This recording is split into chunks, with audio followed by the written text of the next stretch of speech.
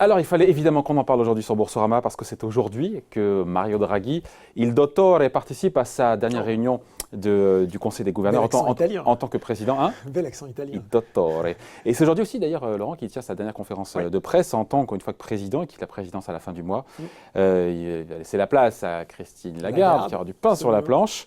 Et une fin de mandat qui se passe dans une atmosphère, on va dire, un peu morne, pour ne pas dire un petit peu hostile quand même, non, à l'égard de Mario Draghi. Hein. C'est vrai que là, depuis septembre, et notamment la dernière réunion de la BCE, où elle a annoncé un certain nombre de mesures, eh bien, ça grince des dents.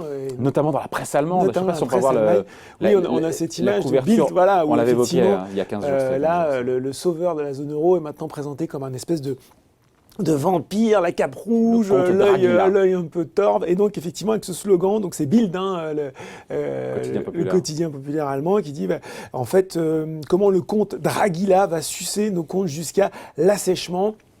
Référence bien sûr à ces taux bas qui plombent le rendement des épargnants allemands, et en fait le Bild n'est pas le seul à s'émouvoir.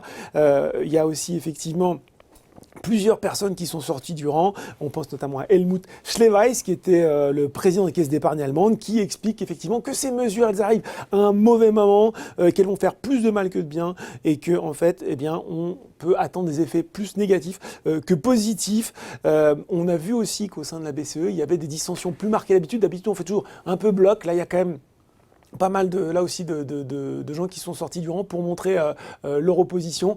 On peut dire quand même que parmi ces voix discordantes, il y a beaucoup qui se seraient bien vus à la succession de Mario Draghi. Il y a peut-être un petit peu de déception aussi. Évidemment. Je repense évidemment, parce que quand on songe à Mario Draghi, on pense à 2012, à ce qu'il a fait pour sauver la zone euro. Ça, c'est une évidence, personne ne va lui enlever. Hein. Alors, personne ne va lui enlever avec une formule qui est devenue culte, qu'on pourrait imprimer sur des t-shirts. Après l'italien, l'anglais, whatever it takes. Et voilà, what else? Souvenez-vous, on est en juillet 2012, au plus fort de la crise de la zone euro. La Grèce est attaquée. Les revues financières sont en train de faire la nécrologie de l'euro. Hein. Donc, la monnaie unique aussi, elle est terriblement sous pression. Et puis, cet Européen convaincu, il est arrivé en novembre 2011 et en juillet 2012, il va dire effectivement, nous ferons tout ce qu'il faut. Voilà, tout ce qu'il coûte. Quoi qu'il en coûte. Voilà, quoi qu'il en coûte. Whatever it takes. Pour préserver l'euro. Et croyez-moi, ce sera suffisant. Visiblement, quand on relit ce qui s'est passé à cette époque, on n'était pas tout à fait sûr à la BCE de ce qu'on allait faire justement pour sauver l'euro, mais ces paroles ont agi comme une formule magique, on peut le dire. Il a résolu en grande partie la crise par ce seul discours, et aussi quand même après, par une batterie de mesures qu'on n'aurait jamais imaginées à l'école. C'est ça, parce qu'effectivement, la BCE sous Mario Draghi, c'est aussi une rupture de rythme assez marquée, et même de mission. On sait qu'au départ, la mission historique de la BCE, c'est la préservation de la stabilité des prix, avec ce fameux objectif de l'inflation, érigé en totem à 2%. 2% et un peu en dessous. Et un peu en dessous. Et on voit qu'effectivement, sous Mario Draghi, on a mis le paquet, on s'est mis à faire une politique active, on a baissé les taux, on a racheté massivement des actifs. Tout le monde a commencé à découvrir ces deux lettres qui sont devenues aujourd'hui aussi célèbres que la formule QE, le quantitative easing, cette politique monétaire accommodante. J'en parlais également avec Sébastien Galli, qui est macro-stratégiste senior DAM, et il me disait qu'il y avait aussi même, au-delà de la personnalité de Mario Draghi, européen convaincu, qui sait manier avec aisance quand même les subtilités politiques des différents pays, il y avait un board assez uni qu'il avait suivi et qui était assez différent, assez en rupture de ce qu'on avait vu avant, où les théoriciens avaient un peu cédé la place aux spécialistes des microstructures, aux gens qui connaissent bien le fonctionnement du marché monétaire bancaire, à des spécialistes de terrain, et que ça a aidé aussi la BCE à agir. Et puis il y a l'autre aussi grand moment, entre guillemets, dont on parle peut-être moins, c'est aussi de voir que avec cette crise, il y avait un gros travail à faire sur la supervision bancaire, qu'il a lui aussi mis en œuvre au niveau européen. On pense aussi qui n'est pas encore arrivé à son terme non plus. Qui n'est pas encore arrivé à son terme, mais on voit qu'il y a eu un stress, on voit qu'il y a eu les stress tests d'effectuer, etc. Toute chose qui permet aussi à la BCE d'avoir une vision beaucoup plus précise aujourd'hui de l'état monétaire en zone euro. Des marchés qui ont évidemment applaudi toutes ces mesures non conventionnelles de politique monétaire, mais des mesures quand même qui à l'époque déjà par certains avaient été critiquées. Des mesures effectivement qui étaient critiquées parce que bien sûr une politique monétaire expansionniste produit des effets pervers, hein, c'est le début dont on parle parfois avec Marc Toiti. Cette masse d'actifs, il faut bien qu'elle se place sur quelque chose. Comment il le fait, Marc Toiti? Il y a des bulles partout, Marco. Cette vache. Donc effectivement... Il le fait mieux en antenne. Oui, excusez-moi. Donc la formation de bulles financières, il y a effectivement l'accroissement exagéré de l'endettement privé, que ce soit au niveau des entreprises ou des ménages, voire même ce qu'on appelle les entreprises zombies, voilà. Et puis cette tentation pour les États, puisqu'ils bénéficient de liquidités faciles, de taux bas, de différer sans cesse les réformes qui seraient nécessaires. J'ai demandé là aussi à Sébastien Galis ce qu'il aurait pu peut-être faire de plus. Il aurait peut-être pu aller plus loin même dans le rachat de dettes de certaines banques, de mauvaises dettes de certaines banques, pour apurer encore un petit peu plus, comme ça c'est fait. On a pu le voir aux États-Unis. Il n'a pas non plus totalement convaincu sur certains aspects de son discours.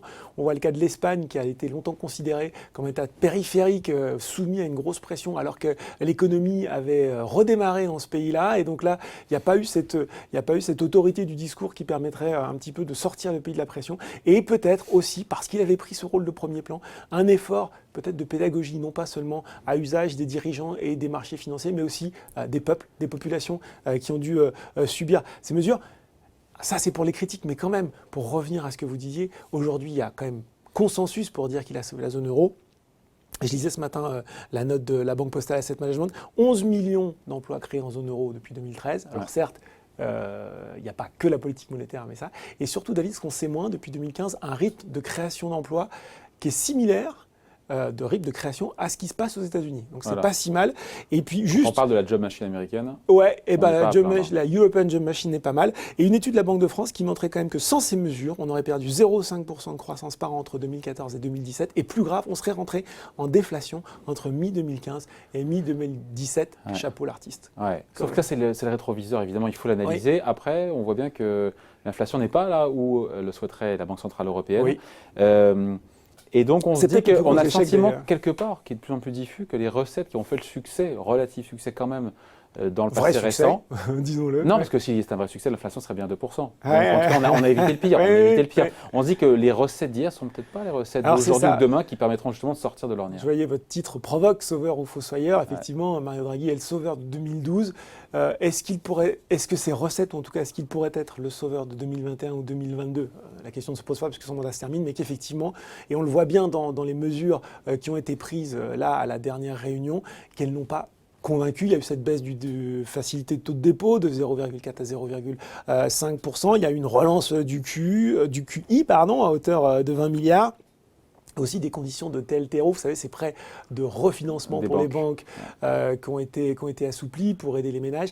Et on a le sentiment que autant ces mesures pouvaient s'appliquer dans un contexte de crise, notamment on peut repenser en 2012, le système bancaire, il y avait les subprimes, il y avait les dettes publiques, l'injection de monnaie avait permis à tout ça de repartir. Aujourd'hui, le contexte n'est plus le même. Les liquidités sont surabondantes. Il faut quand même savoir que la masse monétaire depuis 2015, elle a plus que doublé. Et comme vous le disiez, l'inflation, elle, ne bouge pas, contrairement à ses prédécesseurs. Donc continuons cette voie, effectivement, est discutable pour certains. Voilà, et l'objectif des 2% n'est pas tenu et n'est pas prêt d'être tenu. Malgré les tombereaux de milliards d'euros qui ont été déversés en termes de liquidité. Sans compter qu'on en parle régulièrement ici, mais on n'est pas les seuls, que pour les banques, on voit bien que ça fragilise. Et même les banques et les assureurs, on a encore vu des maisons mères recapitaliser leurs filiales assurantielles. C'est ça, effectivement. Donc ça fragilise les banques, ça pousse...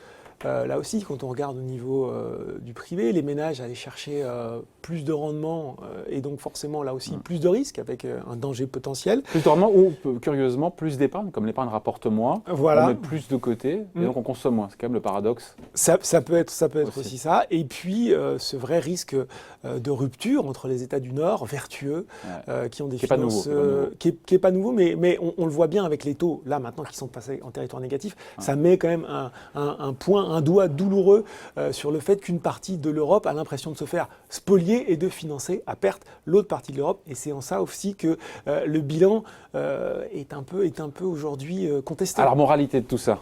Moralité, moi je vais vous dire ce que j'en pense. En tout cas, je trouve que c'est effectivement un banquier central.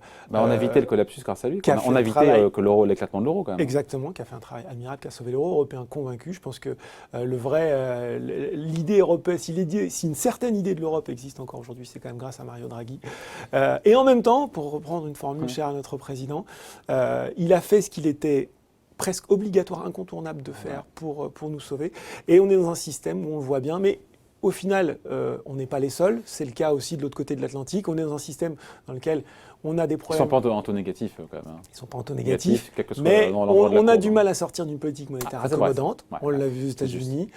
On a, en plus, là-dessus, on va rajouter les problèmes européens qui n'ont pas été résolus, toujours des problèmes de productivité, de croissance, sur lesquels il va falloir trouver des solutions. Vous savez, on parle de plus en plus de comment il va falloir que la politique budgétaire des États prenne le relais, comment il va falloir faire des réformes. C'est un discours qui est maintenant tenu depuis plusieurs années.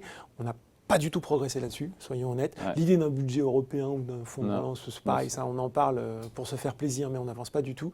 Et donc, moralité, moi, je tire mon chapeau à Mario Draghi, mais je n'aimerais pas être dans les chaussures de Christine Lagarde. D'autant qu'elle est un peu à court terme les mains liées par rapport à tout ce qu'il annonçait avant de partir. Hein. Si elle ne veut pas provoquer une bonne grosse crise sur les marchés, oui, il ne faudrait pas qu'elle arrive en prenant une position radicalement différente. Christine Lagarde, on en parlera évidemment, elle prend ses fonctions au début du mois prochain. Merci beaucoup, Laurent Grassin, donc directeur de la rédaction de Boursorama. Merci David. Bye.